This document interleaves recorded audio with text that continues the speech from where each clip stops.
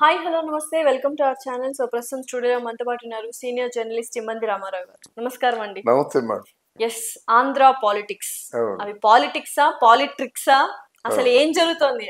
ప్రజల కోసము పరిపాలన చేస్తున్నారా, లేకపోతే ఇంకా తిరుపతి లడ్డు ఇష్యూనే పట్టుకొని రాద్ధాంతం చేస్తూ రచ్చ చేస్తూ ఇంతేనా? ప్రజల సమస్యలు, ప్రజల సంక్షేమ పథకాలు, ప్రజల అభివృద్ధి వైపు ఎవరైనా పదం వేస్తున్నారా? ఏంటి అసలు డిప్యూటీ సీఎం గా పవన్ కళ్యాణ్ గారు ఏం చేస్తున్నారు? ఇక్కడ మీరు చెప్పారు కదా, నేను పవన్ కళ్యాణ్ గారి గురించే మాట్లాడుతున్నా, చంద్రబాబు నాయుడు గురించి మాట్లాడట్లేదు. ఎందుకంటే ఆయన పని ఆయన చేస్తున్నారు ముఖ్యమంత్రిగా. బట్ ఈయన as being a deputy CM, ఈయన తన కర్తవ్యాలు ఏం చేస్తున్నారు ఏంటి? ఆ తిరుపతి లడ్డు ఇష్యూ తప్ప ఆయన ఇంకొకటి మాట్లాడే సందర్భం లేదు ఈ ఇష్యూ స్టార్ట్ అయినప్పటి నుంచి. చెప్పండి. ఇక్కడ మనం చెప్పుకోవాల్సింది ప్రధానంగా ఏంటంటే, తిరుపతి లడ్డూని ఇంత బజారు పాలు చేయవలసిన అవసరం లేదు ఎవరికి. డెఫినెట్లీ. ఎందుకంటే లడ్డు అనగానే మనకి కళ్ళకు అద్దుకొని మరి తింటాం. పూజ గదిలో పెట్టి ఆ పూజ చేసిన తర్వాత ఎంత తింటాము? ఒక లడ్డూని మన ఇరుగు పొరుగులు అందరూ కలిసి కొంచెం కొంచెం కొంచెం కొంచెం అది పవిత్రమైన అది ప్రసాదం కనుక తింటాం. అలాంటి లడ్డూకి ఇక్కడ ఏదో కొవ్వు అంటించడం అన్నది చెప్పడానికే నాకు అసహ్యంగా ఉంది. ఏదో అభియోగం చేశారు, వాళ్ళు నిరూపించుకుంటారు, లేదా మీరు నిరూపించండి, తగిన శిక్ష వేయండి. కానీ దాన్ని ఎలా చేశారంటే, ఇందాక మీరు చెప్పినట్టుగా అవి పాలిటిక్స్ కాదు, పాలిట్రిక్స్ అయ్యాయి. ఆ ఇష్యూ ఇంత సాగదీయవలసిన అవసరం లేదు. ఎస్, ఇలా జరిగింది, మేము చెప్తున్నాం, మీ అభియోగం మోపుతున్నాం, ఇదిగో ఆధారాలు, మీరేం చెప్తారు ఒక రోజులో చెప్పండి అని చెప్పి 24 hours చేసేయచ్చు. ఈ పవన్ కళ్యాణ్ కూడా అక్కడ దీనికి దేవుడికి లడ్డూకి అంటే మేనేజ్మెంట్కి ఉన్నటువంటి లింక్ని కాస్త దేశ విదేశాలలో ఉన్న హైందవులు అందరి దాకా వెళ్ళేలాగా చేయడం పవన్ కళ్యాణ్ తాలూకు ఆవేశం. అంటే పవన్ కళ్యాణ్ గారు హిందువులను రెచ్చగొడుతున్నాడు ఈ అంశం మీద అనేది అయితే స్పష్టంగా చాలా మందికి అర్థమవుతుంది, ఇంక్లూడింగ్ అందరూ. లైక్ ఎలా చెప్తున్నానంటే, తను రాజకీయ నాయకుడు, ప్రజల సేవ, ప్రజల కోసం పాటుపడాలి. అలా కాకుండా ఒక హిందూ ధర్మాన్ని తీసుకొచ్చి మధ్యలో, ఇండియన్స్ అంటే నాట్ ఓన్లీ హిందూస్ కదా, ముస్లిమ్స్ ఉన్నారు, క్రిస్టియన్స్ ఉన్నారు, సిక్కులు ఉన్నారు, జైన్లు ఉన్నారు, బౌద్ధిస్టులు ఉన్నారు. సో ఆల్మోస్ట్ ఇండియా అనేది మనకు unity in diversity, right? So political గా ఆయన చాలా ఎత్తుగా చూసిన చాలా మంది మనుషులు ఇప్పుడు ఆయన వేసుకున్న దుస్తుల మీద కూడా కామెంట్ చేసే దుస్థితి వచ్చింది అందరికి. ఎందుకు? ఇక్కడ ఏంటంటే అయిపోయింది, ఇది లడ్డు ఇష్యూ కాస్త ప్రపంచ వ్యాప్తంగా ఉన్నటువంటి హైందవ సాంప్రదాయవాదులు అందరినీ కూడా దగ్గరకు చేర్చుకునే ప్రయత్నం చేసేదే కానీ మిగతా ముసల్మాన్లకి క్రిస్టియన్స్కి దూరం అయిపోతున్నాడన్న ఆలోచన లేదు మొదటిది. తర్వాత అగ్రెసివ్గా ఈ స్లోగన్ ఎత్తుకోవడం, స్లోగన్ ఎత్తుకోవాలంటే ఈయన రేంజ్ స్టేజ్ వరకే. అదైతే హైందవ మతాన్ని సంరక్షించాలనేటువంటి స్లోగన్ ఎత్తుకోవడం ఎలాగుంటుందంటే, మనం వాస్తవాలే మాట్లాడుకుందాం. కేంద్రం ఉంది కదా, మధ్యలో ఈయన లేచిపోయి ఏమిటి? అది మోదీయో లేకపోతే ఇంకెవరో, వాజ్పేయి లాంటి వాళ్ళు ఒకటి ఉన్నారు కదా, చాలా మంది ఆర్ఎస్ఎస్ వాళ్ళు, వీళ్ళందరూ ఉన్నారు. హైందవ వాళ్ళని ఒక విధంగా ఉన్మాదులు అనేవారు ఒకప్పుడు. అద్వానీ గారు ఉన్నప్పుడు యుద్ధోన్మాది మాట ఆయన అనేవారు.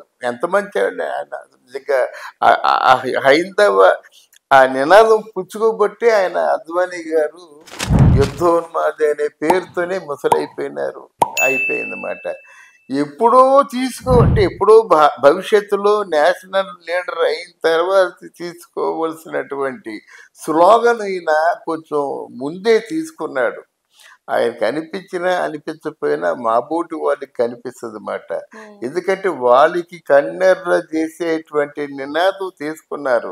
అందరూ బాగా చెప్పాడు అంటారు. కానీ ఇప్పుడు మన ఆర్గనైజేషన్ ఉంది. ఆర్గనైజేషన్ ఉంటే ఎవరో వచ్చారు, ఒక ప్రశ్న అడిగారు, నువ్వు నేను లేకపోతే ఆయన చెప్పేస్తే ఎలాగా ఉంది, చైర్మన్ గారు చెప్పాలి. ఉంటుంది, అది ఖచ్చితంగా సంప్రదాయం.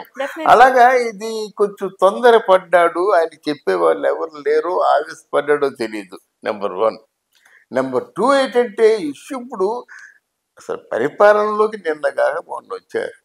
మీరేం చేశారని చెప్పేసి పీకు తినేస్తున్నారు వీళ్ళు. వాళ్ళు చేసింది ఏదో చూపించాలి కదా, అది వదిలేసి అది ఆ స్టేట్ లో ఉన్న మన సమస్యలు మరికేమి లేవా, మనం సాధించుకోవాల్సింది ఏమి లేవా? అంటే దీనికి 13 రోజుల దీక్ష అంటే ఏంటంటే రేపు పొద్దున్నకి ఎవడో ఏదో వ్రతం చేయమంటాడు, దానికి మండలం దీక్ష అంటాడు. మండలం అంటే 40 రోజులు డ్రెస్ చేసుకొని తిరిగితే ఎలాగవుతుందమ్మా? అది ఎన్టీ రామారావు గారు లాంటి మహానుభావుడే ఆ వివేకానంద స్ఫూర్తితో కాషాయం కట్టుకుంటే, ఆ కాషాయం కట్టుకున్నప్పుడు మన ఈనాడులో ఎన్ని కార్టూన్లు వచ్చాయో, వస్తే దానికి అవకాశం కల్పించిన వాళ్ళు అవుతున్నారు. అంతే కదా. అంటే మాట్లాడితే నువ్వు దీక్ష పుణ్యస్తుంటే ఎలాగవుద్ది? దీక్షలు కాదు మీకు కావాల్సింది. ఇప్పుడు మంత్రాలు చింతకాయలు రావడం అన్న తీసి పక్కన పెట్టి మన క్రియ కావాలి. మీరు వచ్చారు, ఏం చేశారు మాకు చెప్పండి అంతే. మీరు వచ్చి ఏ ప్రయోజనాలు మాకు కల్పించారు, క్రియారూపంలో చూపించారండి. ఆచరణనే చూస్తారు కానీ స్లోగన్స్ని నినాదాల్ని చూడకూడదు. మరి ఈరోజు పవన్ కళ్యాణ్ బహిరంగ సభ పెట్టాడు, దేనికోసం? ఓట్ల కోసం లేదు, దేనికోసం? హైందవత్వం మంట కలిసిపోతుంది, మీలో హిందువులు ఎవరు లేరా, రండి మేల్కోండి చెప్పడానికి నేను వివేకానంద అంటారు ప్రజలే. నువ్వు రాజకీయ నాయకుడు, వివేకానందువు కాదు. ఒకటి మంచి భావాలు ఉన్నాయి. అసలు నీ తాలూకు అంతిమ లక్ష్యం ఏమిటి? పేదవాడికి కూడు గుడ్డ నీడ అందించాలి, అంతే కదా.